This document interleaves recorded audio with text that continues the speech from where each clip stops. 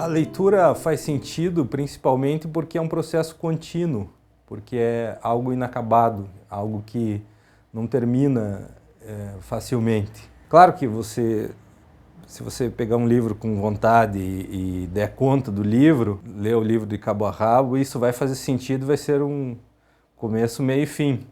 Mas no caso da literatura, mais especificamente, os principais livros você nunca termina de ler.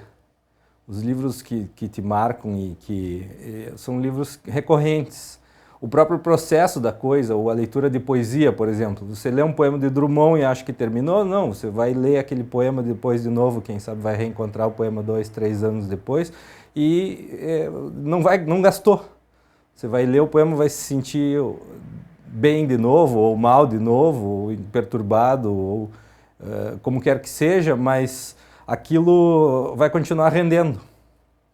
Então, o sentido disso na contemporaneidade é que, mesmo que pareça algo ultrapassado e que o auge do romance tenha sido no final do século XIX, não. Foi no o auge do século XIX pode ser agora, na hora que você estiver lendo. E é daí que está a importância, o sentido da leitura na contemporaneidade. A leitura transforma a contemporaneidade em qualquer tempo, em todos os tempos.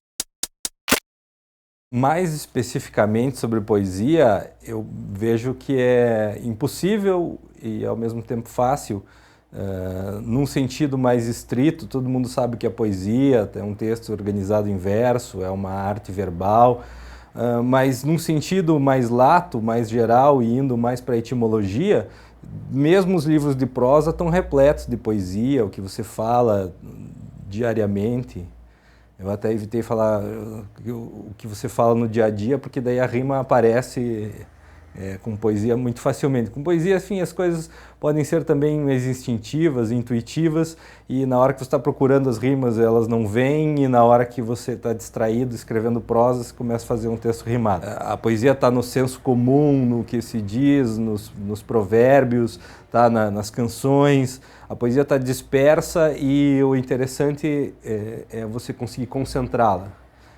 Você conseguir, enfim, daí os grandes poetas existem, as grandes poetisas ou poetas, como queiram, escreveram os textos para concentrar, né, para transformar essa poesia dispersa, esses elementos criativos e elementos também banais, monótonos da linguagem, em algo pronto, preparado, numa jogada ensaiada. Dá para pensar na poesia, se a gente for associar com o que se tem de valores contemporâneos, a poesia são os gols da rodada, né? São os momentos que daí dá para rever e repetir em termos de texto. Deixa eu dar um depoimento pessoal do que foi fundamental, importantíssimo.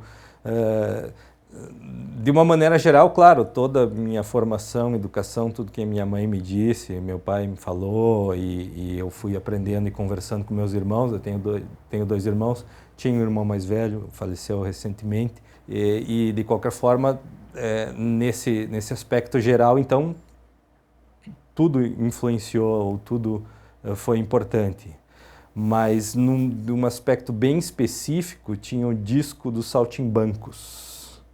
O disco dos Saltimbancos é uma adaptação do conto dos Músicos de Bremen, que é uma história infantil, popular, europeia, e que foi adaptado para o teatro como musical por um italiano chamado Bardotti, e daí foi adaptado pelo Chico Buarque, do italiano para o português. E esse disco, com encarte ali, as letras, e escutar esse disco quando eu tinha 4, 5 anos, repetidas vezes até furar o disco, acho que isso foi uma experiência que foi a partir dali que me formou tanto como leitor quanto como alguém que queria fazer aquilo também. Se eu for dizer para alguém, já vou estar usando linguagem. Então, essa própria pessoa, achando que a leitura é perda de tempo, está achando que a sua própria vida, sua própria formação de ser humano, sua própria diferenciação em relação aos animais, é perda de tempo, tá? Não está percebendo isso. Então, o que você vai dizer para alguém que tem esse tipo de cegueira? É a pessoa que tem que se tocar, né? Mas o que você pode fazer é o que as pessoas têm feito em relação não especificamente a uma pessoa dizendo isso, mas é simplesmente continuar fazendo, continuar escrevendo, continuar ouvindo música, continuar assistindo bons filmes, continuar, enfim. Perder tempo talvez seja o luxo que essas pessoas que acham perda de tempo não percebem. Elas estão querendo ganhar tempo para fazer o que depois? Esse poema eu escrevi no dia 16 de junho de 2010. Superego em Redondilha. Meu prezado e caro Ivan, tua inspiração é vã. Larga a mão de ser pedante, pois ninguém abrigou Dante.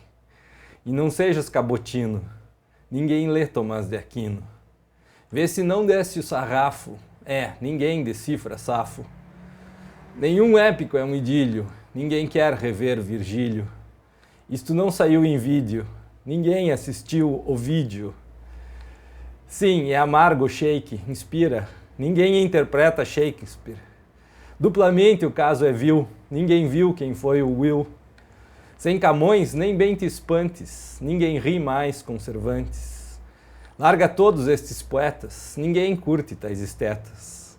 Na poesia há quem se arrisque, mas ninguém relê Leminski. Bem trovato não é vero, quem? Ninguém recorda Homero.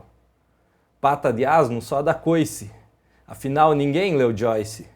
Assim, enfim, tu também, Ivan, teu nome é ninguém.